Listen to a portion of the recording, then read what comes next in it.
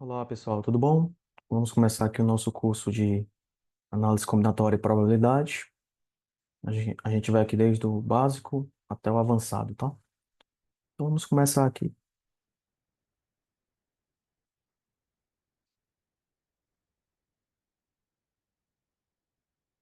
Análise combinatória e probabilidade.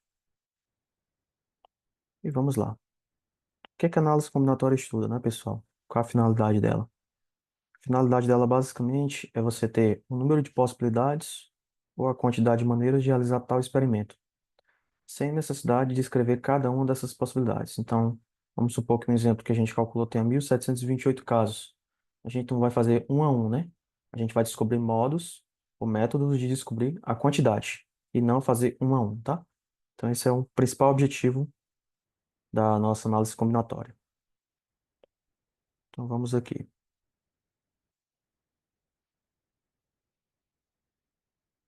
Vamos ao nosso problema número um. Já começar. Eu tenho 13 times que disputam o campeonato de futebol em um único turno.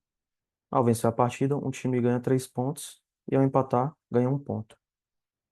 Eu quero saber quantas vezes cada time deve jogar.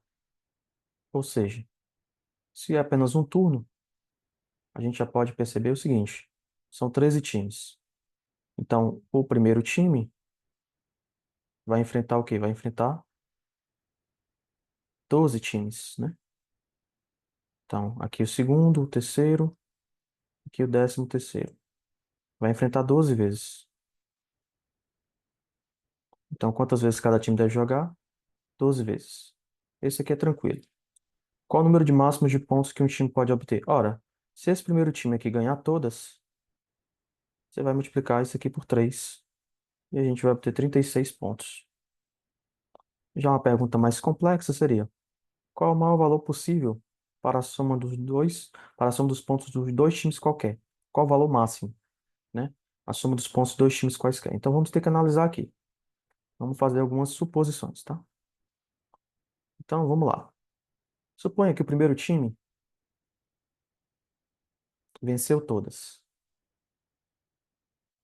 Se ele venceu todas, a gente sabe que ele fez 36 pontos. Mas teve talvez um segundo time que venceu quase todas. Ou seja, Tony, ele venceu quantas? Ele venceu, ao invés de 12, venceu 11. E aí, 11 vezes 3, porque ele perdeu justamente para o time que venceu todas. Seria 33 pontos. Então, se eu somasse esses dois valores, aqui eu teria 33 com 36, a gente teria 69 pontos. Mas será que essa é a melhor solução? A gente vai ter que verificar. Vamos ver aqui se um desses times, vamos supor que os dois times empataram. Então, o primeiro e o segundo empataram. Então, se eles empataram, o que é que acontece? Nós vamos ter o seguinte: nós vamos ter que, se esse aqui empatou com esse, qual o processo, Tony? Eu tenho 12 jogos, e esse aqui 12 jogos. Esse aqui tem 11 vitórias e um empate. Esse aqui tem 11 vitórias e um empate. Eles fizeram a mesma quantidade de pontos. 11 vitórias é 33 pontos,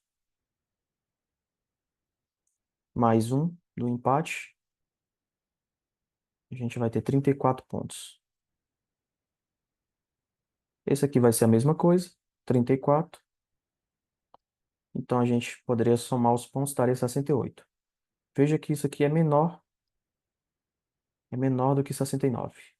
Então, realmente, o número máximo de pontos que um desses times podem fazer é justamente o que, Tony? 69 pontos. Então, aqui, pessoal, só um problema para a gente começar, tá? Só para a gente começar. E vamos lá. Vamos começar aqui com o diagrama de árvore, que é um tópico bem interessante. Com os algarismos 2, 4, 5 e 8, e utilizando o diagrama de árvores, determine quantos e quais são os números de três algarismos distintos que podem ser formados. Esse problema aqui, a combinatória, ela começa com isso, tá? Ela começa com essa árvore de possibilidades. Então, vamos supor, Tony, eu tenho aqui o 2, começando com o 2. Aí eu posso ter 4, posso ter 5, posso ter 8. O 2 e 4, eu posso ter aqui 5, posso ter 8. O 2 e o 5, eu posso aqui ter 4, aqui ter 8. 2 e 8, aqui eu posso ter o 4, posso ter o 5. Então, nessa primeira possibilidade aqui, eu vou ter o quê, Tony? 245. Nessa daqui, Tony, eu vou ter 248. Nessa daqui, eu vou ter 254. Nessa daqui, 258. Nessa daqui, 284. E nessa aqui, 285. Então, todos começando com 2, vão ser quantas possibilidades? Ah, isso aqui é a árvore de possibilidades. 6 possibilidades. Claro que a gente pode fazer o mesmo raciocínio para o 4, para o 4 e para o 8, né? Então, aqui, para o 4, para o 5 e para o 8. Então, vamos lá. Vamos voltar aqui e vamos fazer o mesmo raciocínio. Eu posso ter, começando com 4,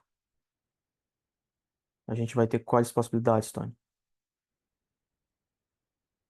A gente vai ter 4. Tenho 2, tenho 5, tenho 8. 4 e 2, aqui tem 5, aqui tem 8. Com 5, aqui tem o 2, aqui tem o 8. Com 8, aqui tem o a 4, 8, né? 2, tem o 5. Então, a primeira possibilidade,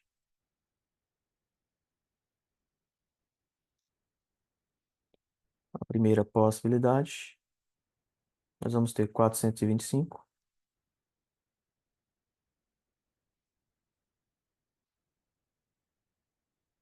Só ajustar aqui.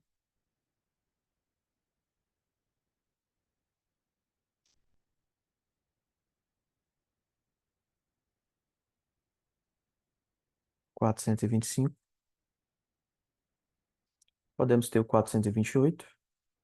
Podemos ter o 452. Podemos ter o 458.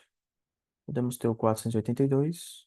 Podemos ter o 485. Então, se você for fazer todas as árvores, cada um começando com um número vai dar 6 possibilidades. Então, respondendo o nosso problema, o que é que vai acontecer?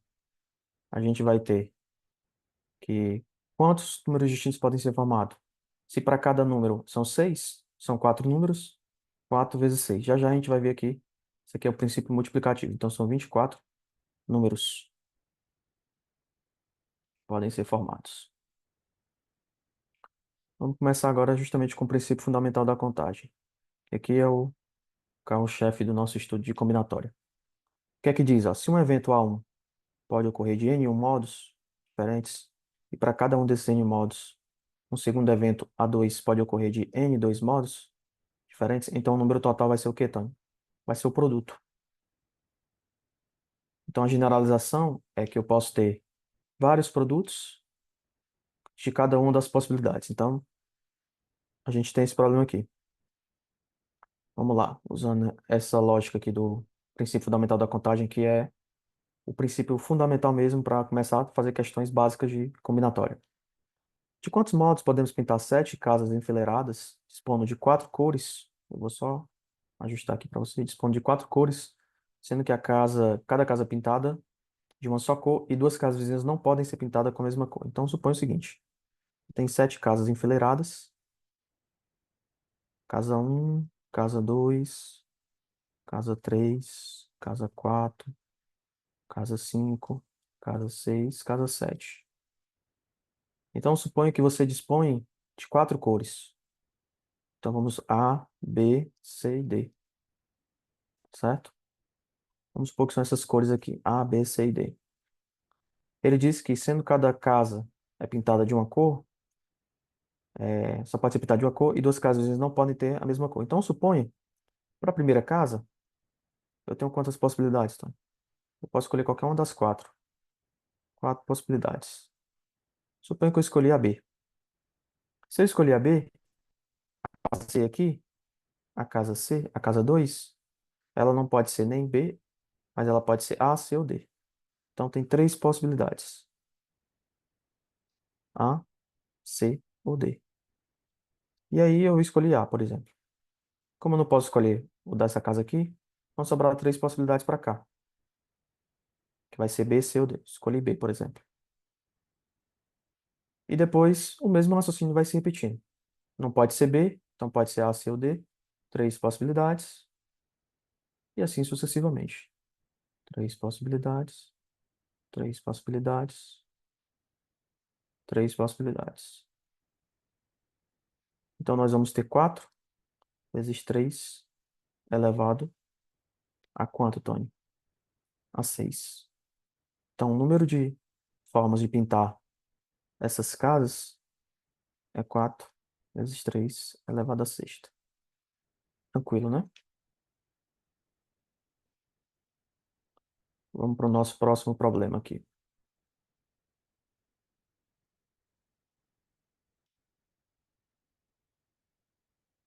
Problema do ITA. Quantos números de três algarismos distintos podemos formar empregando os caracteres 1, 3, 5, 6, 8 e 9, né? 1, 3, 6, 5, 8 e 9. Então, três algarismos distintos. Então, eu tenho o primeiro, o segundo, o terceiro. Primeiro, segundo, terceiro. Para o primeiro algarismo, eu tenho quantas possibilidades, tá? Eu posso escolher o 1, o 3, o 5, o 6, o 8 e o 9. Seis possibilidades. Para o próximo, Tony, se eu escolher o 3 aqui, eu não posso escolher os outros. Então vai ser o quê? 6 vezes 5. Suponha que eu escolhi o 1. Se eu escolhi o 1, eu não posso mais escolher nem o 3 nem o 1. Sobraram quatro possibilidades. Então perceba que mesmo sendo um problema do ITA, esse problema é fácil, né? Basta você usar o princípio multiplicativo. Com 6 vezes 5, 30 vezes 4, 120 possibilidades. Perfeito. Vamos para o próximo problema aqui, ó. Esse aqui é clássico, tá? Quantos números de 5 algarismos distintos há em nosso sistema de numeração? Quantos números de 5 algarismos distintos há em nosso sistema de numeração, tá? Então, vamos supor que aqui, ó, são 5 algarismos. E eu tenho quantos? Quais são os nossos números? É 0, 1, 2, 3, 4, 5, 6, 7, 8 e 9. Perceba que são 10 números. Só que a gente não pode começar pelo zero. Por quê? Se eu começo pelo zero, esse número aqui ele não é um número, um zero à esquerda, ele não funciona como um algarismo, o quinto algarismo. Então, seria um número de 4. Então, uma forma de você pensar esse problema, e é bem intuitiva até, é você fazer o seguinte, que a gente chama de restrições, tá? A gente já pode começar a fazer o problema assim. Eu poderia permutar todos os números, daqui a pouco a gente vai entender o que é isso. Então, eu vou supor um caso. Eu vou supor que eu possa colocar o zero ali, e aí eu vou fazer todos os casos. Quais são, Tony? Todos os casos, supondo que o zero exista. Aqui eu teria 10 possibilidades, aí eu não posso mais escolher o zero. Então, o zero não, o número que eu escolhi na primeira, então vai ser 9 possibilidades para cá. Não posso escolher o que estava nessas outras duas, 8. Não posso escolher o que estava nas outras três, 7. Não posso escolher o que estava nas outras quatro, 6. Então, todos os casos seriam 10 vezes 9 vezes 8 vezes 7 vezes 6. Seria 10 vezes 56 vezes 42. Certo? Beleza. A gente teria um tanto de casos aqui. Vamos ver quanto é que dá isso na calculadora? 10 vezes 56 vezes 42. 23.520. Então aqui dá 23.520 casos. Só que como eu mostrei para vocês, o zero não pode estar. Então eu coloquei a restrição aqui na primeira casa. Se o zero não está nessa casa, eu fixei ele. Quais são os números que sobram para as outras? Então vai ser o quê? Eu posso escolher. O zero não pode. Então 9 possibilidades para cá, 8 para cá, 7 para cá, 6 para cá. Então ficaria o quê? 72. Na realidade aqui eu fiz a conta errada, né? 9 vezes 8 é 72. Então vamos fazer novamente aqui. Ficaria 10. Ficaria 10 vezes 72 vezes 42. Daria 30.240. Primeiro caso. Então vamos ajeitar aqui.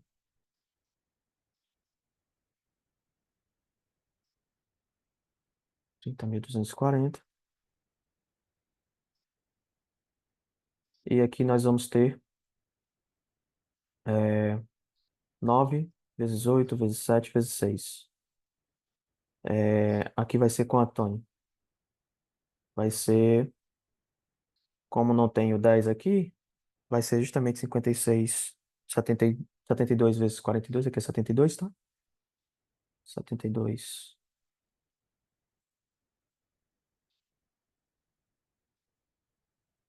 72 vezes 42. Então, os casos que eu zero aqui vão ser 72 vezes 42, é para dar 3.024. Então, a gente vai fazer 30.240 menos 3.024. Então, vai dar 30.240 menos 3.024. 27.216. Então, nós vamos ter 27.216 casos. Olha que interessante, pessoal. Então, quantos números de 5 algarismos distintos há em nosso sistema de numeração? 27.216 casos, tá? Continuando o nosso problema, nós vamos ter agora quais são os números ímpares, Tony, distintos em nosso sistema. Você pode pensar, deve ser a metade, né, Tony? Toma cuidado, tá? Toma cuidado. A gente vai pegar o mesmo esquema. Se eu quero os ímpares, eu vou fixar a casa, a última casa. Então, ou ela é 1, ou ela é 3, ou ela é 5, ou ela é 7, ou ela é 9, certo? Mas tem um detalhe aqui importantíssimo. Eu poderia fazer todos os casos, inclusive colocando o zero como caso, e fixando aqui 5 possibilidades sempre, certo? 5 possibilidades sempre. Então, eu poderia ter o 1, o 3, o 5, o 7, o 9 aqui na última casa. Por enquanto, eu vou considerar, eu não vou restringir o zero. Eu vou dizer que ele pode ser colocado aqui, mas depois eu vou tirar. Ah, Tony, estou entendendo. Interessante. Então, o que que acontece? Para fazer esse tipo de problema, a melhor forma é justamente essa. Você pega aqui. Eu tenho quantas possibilidades para cá? Eu já escolhi um número ali. Então, eu tenho o zero, eu tenho um, eu tenho dois, eu tenho três, eu tenho quatro, eu tenho cinco, eu tenho seis, eu tenho sete, eu tenho oito e eu tenho o 9. Suponha que eu escolhi o 5. Então sobraram 9 números para cá, inclusive o zero, tá? Então aqui 9 possibilidades. Agora vai ter quantas, Tony? Agora vai ter, já escolhi duas, 8. Já escolhi três, 7. Já escolhi 4, 6. Então aqui nesse primeiro caso, considerando todo mundo, vai ser 9 vezes 8 vezes 7 vezes 6 vezes 5. Isso fazendo na calculadora,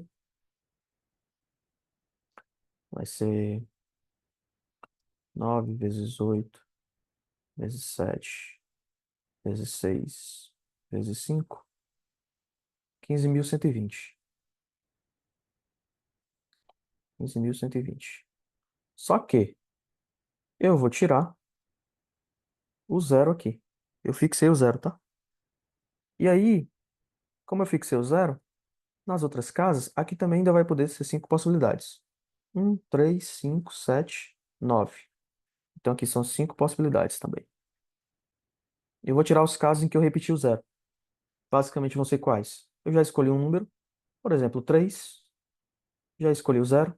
Então aqui só sobraram 8 possibilidades para cá. E aí, 7 para cá, 6 para cá. Então vai ficar 8 vezes 7 vezes 6 vezes 5. 8 vezes 7, 56. 56 vezes 30. Então nós vamos ter 56 vezes 30, vai dar 1680. Então vai ficar 1680. Se você reparar, o número total de casos vai ser 15.120 menos 1680. Vai dar quantos casos, Tony? Vai dar 15.120 menos 1680. Nós vamos ter quanto? 13.440. Então nós temos aqui 13.440 possibilidades. Não sei se vocês notaram, mas se eu fizesse lá em cima, o total de casos é 27.216. Se eu fizer 27.216, 27.216 menos 13.440, menos 13.440, dá 13.776. Então, o nosso próximo problema é justamente quantos são os números pares? 5 algarismos distintos. Basta fazer todos menos os ímpares. E veja que não é igual, tá, pessoal? Muita gente pensa que é a mesma quantidade. Toma cuidado com isso, tá? Toma cuidado. Então aqui vai ser 27.216. Esse problema agora ficou fácil. 27.216 menos 13.440. Que deu justamente 13.776. Então, 13.776. Então, nós temos mais números pares. Números de 5 algarismos. Interessantíssimo, né? Vamos para o nosso próximo problema. Problema número 7. Dispõe-se de 3 livros, 5 cadernos e 8 canetas, para se distribuir entre 2 estudantes. Todos os objetos devem ser distribuídos, mas não necessariamente de maneira igual entre eles. Quanto modo a gente pode fazer isso? Então a gente tem aqui um primeiro estudante e a gente tem um segundo estudante. Ora, se esse primeiro estudante aqui, dos 3 livros, ele receber 0, quanto é que o outro recebe? 3. Mas, se ele receber 1, esse outro aqui recebe quanto? 2. Se esse receber 2, esse recebe 1. Se esse receber 3, esse recebe 0. Então, de quantos livros eu posso fazer esse modo aqui, ó? 4 maneiras. Porque, inclusive, o 0 eu estou colocando aqui, nenhuma. Então, 4 maneiras para os livros. Ah, Tony, estou entendendo. E se fosse os cadernos? Mesma coisa. Eu posso ter 5 cadernos para cá, nenhum caderno, e para cá 5. Mas eu posso ter um para cá e para cá 4. Eu posso ter 2 para cá e para cá 3. Posso ter 3 para cá e para cá 2. Eu posso ter 4 para cá 1. Posso ter 5 aqui 0. Quantas possibilidades, ó? 6.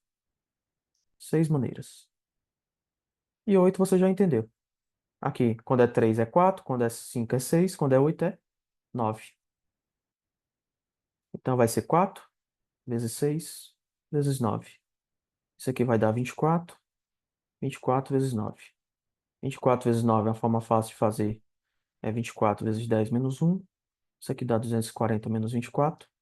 240 menos 24 vai dar 216. Então, 216 modos. Tranquilo, né, pessoal? Interessante. Eu já coloquei aqui no problema 8 para vocês a generalização desse problema. Se eu disponho de A objetos A, B objetos B, C objetos C, para distribuir entre duas pessoas, todos os objetos devem ser distribuídos, sem que necessariamente cada um receba o mesmo tanto. De De quantos modos a gente pode fazer isso? Então, você já percebeu que o A, objetos, a gente vai distribuir de quantas maneiras? A mais uma. O B, objetos, B, Bzão, B mais uma. Porque, inclusive, pode ser, o zero entra, né? Pode não ter e pode ter. E o C, C mais um. Então, basicamente, o nosso problema resume-se a multiplicar os números mais um, né? Então, vai ser, o número de modos vai ser A mais um, B mais um, vezes C mais um. Vamos para o nosso problema, o nono, o clássico. Dispõe 6 cores para pintar uma bandeira de 4 faixas. Então, você tem uma bandeira aqui de 4 faixas. Uma, duas, três, quatro. Aí são 6 cores. Cada faixa deve ser pintada de uma só cor. E duas faixas consecutivas não podem ter a mesma cor. Esse problema é muito parecido com o das casas que a gente fez, né? Então, se eu tenho 6 cores, aqui eu tenho 6 possibilidades. Eu posso pintar com qualquer uma delas. Certo? 6 possibilidades. Posso pintar qualquer uma delas. Só que agora, dessa próxima aqui, se aqui eu pintei de amarelo, eu não posso mais pintar de amarelo. Então sobrou 5 possibilidades para cá. Supondo que aqui eu escolhi verde. Se eu escolhi verde para cá, a vizinha dela não pode ter duas faixas consecutivas, tá? Então, duas faixas consecutivas não podem ter a mesma cor. Então, aqui, ó, se eu escolhi amarelo para cá não pode ter verde. Mas são faixas consecutivas, tá? Consecutivas. Então, por exemplo, se eu escolher, por exemplo, aqui, eu escolhi amarelo novamente. Duas faixas consecutivas podem ter a mesma cor? Não podem. Se eu escolher o amarelo novamente, foram 5 possibilidades. Por que que eu posso escolher o amarelo? Porque essas aqui são consecutivas, ó, não são a mesma cor, tá? Não são a mesma cor. Já que não são consecutivas, o A e o A não são consecutivos. Então, por isso que eu podia repetir aqui, inclusive, o amarelo. Então, sobrou 5 possibilidades. E agora, para cá também. 5 possibilidades, porque eu posso escolher tudo menos o amarelo. Vamos supor que eu escolhi preto, tá? Então, dessas 6, eu escolhi 5. Então, ficou 6 vezes 5 ao cubo. Ou seja, ficou 6 vezes 125. Ou seja, vai ficar 6 vezes 125, dá 3 vezes 250, dá 750 motos. E o nosso último problema da aula de hoje: quantos são os subconjuntos de um conjunto com n elementos? Olha que interessante. Isso aqui é um problema clássico, tá? Também. Vamos começar com um problemazinho simples. Suponha que eu tenha um conjunto com os seguintes elementos. Eu tenho um conjunto com os elementos 1 e 2. Quantos conjuntos eu posso formar? Eu posso formar o 1, eu posso formar o 2, eu posso formar o 1, 2, mas existe também o vazio. Então você percebe que aqui são 4 modos. Só que se você observar bem, com n elementos, se fossem 3 elementos, eu teria 3 possibilidades aqui, e aqui eu posso pegar um desses 3 e colocar ou não colocar. Então eu posso colocar o elemento ou não colocar. Então, duas possibilidades. Aqui também, ó. Se fosse 1, 2, 3, eu posso colocar ou não colocar. Duas possibilidades. E aqui também. Posso ou não colocar. Duas possibilidades. Daria 8. Então perceba que não colocar em nenhum deles é o vazio. Eu não coloquei aqui, não coloquei aqui, não coloquei aqui. Seria o vazio. Mas suponha que eu coloquei aqui na primeira parte, eu coloquei o 1. E coloquei o 2, mas não coloquei o 3. Posso não colocar o 3. Ficou o 1, 2. Tá? Tanto faz. Ah, Tony, mas eu quero colocar o 3 primeiro. E quero colocar aqui, não quero colocar. E aqui quero colocar 1. Seria o 3, 1. Mas perceba que a opção é essa, colocar ou não colocar. Então, é justamente isso. Então, aqui, a gente teria 2 a terceira. Generalizando, se eu tiver n elementos, em cada um deles eu posso ou não colocar. Então, aqui, duas possibilidades, duas possibilidades, duas possibilidades. Eu tenho n vezes. Então, isso aqui vai dar o quê, Tony? Dá 2 elevado a n. 2 elevado a n é o número de subconjuntos que a gente pode formar com um conjunto de n elementos, tá, pessoal? Então, aqui nós terminamos nossa aula inaugural aqui de análise combinatória e probabilidade. Vamos fazer um curso completo, tá? Cada aula eu vou tentar fazer uma quantidade boa de questões para a gente começar a treinar. E é isso. Espero que tenham gostado e até uma próxima, viu, pessoal? Um abraço aí para vocês. Bons estudos.